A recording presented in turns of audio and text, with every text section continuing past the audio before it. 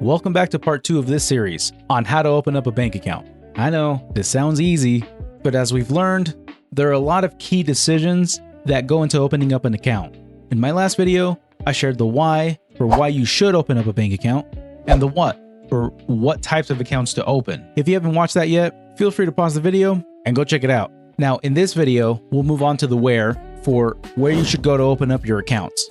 After making your decision to open up both a checking and a savings account, the main question is, where should you go? You'll have 3 main options: banks, credit unions, or online financial institutions, which are often considered banks. Deciding where you want to go doesn't have to be intimidating. You're not tied up with anybody for life. You can always choose to move your money later if you find a better fit.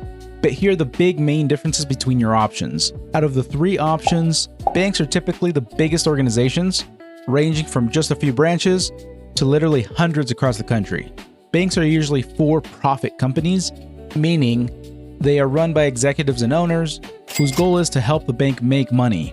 Because banks are so large, with more physical branches and ATMs, they tend to be a good fit for people who travel a lot or just want a wider area of access. They do have more manpower to take care of you if you have a big problem. The trade-off is that they might have fees or offer slightly lower interest rates on their savings accounts compared to other alternatives. Your next option are credit unions. Now, credit unions are non-profit, meaning that they are technically owned by the people or the members who use them. Since they are focused on the members and not necessarily maximizing profit, they generally offer better financial deals. This can be anything from lower fees and better interest rates on savings accounts.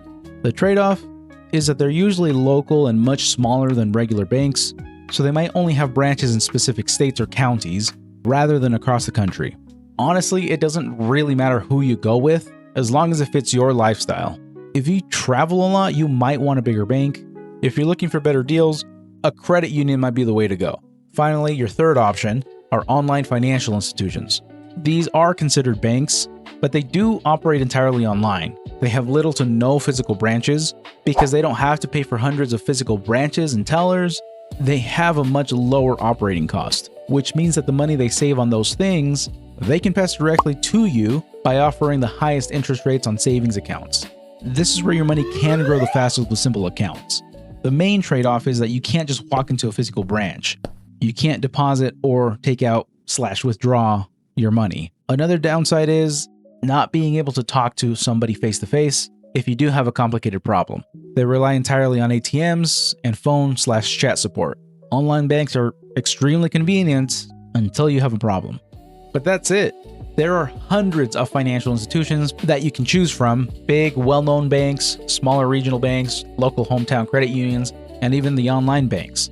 But no matter what option you pick, it's a step in the right direction to set yourself up for financial success. That's going to wrap this up for part 2. Stay tuned for the next video where I actually go over how to physically open up a bank account. Thanks for watching.